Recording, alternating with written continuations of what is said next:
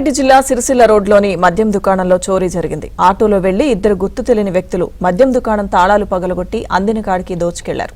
Cash కౌంటర్లో ఉన్న ₹1,00,000 నగదును తీసుకుని పారిపోయారు. ఇందుకు సంబంధించిన వీడియోలు సీసీ కెమెరాలో రికార్డ్ అయ్యాయి.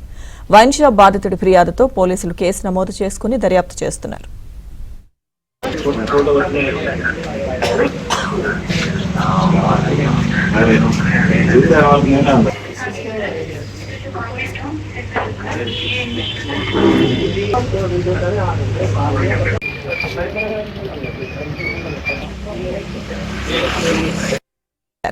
క్యాష్ కౌంటర్లో ఉన్న ₹1,00,000 నగదును తీసుకుని పారిపోయారు. ఇందుకు సంబంధించిన వీడియోలు సీసీ కెమెరాలో రికార్డ్ అయ్యాయి. వైన్ షాప్ బాధితుడి ఫిర్యాదుతో పోలీసులు కేసు నమోదు చేసుకుని దర్యాప్తు చేస్తున్నారు.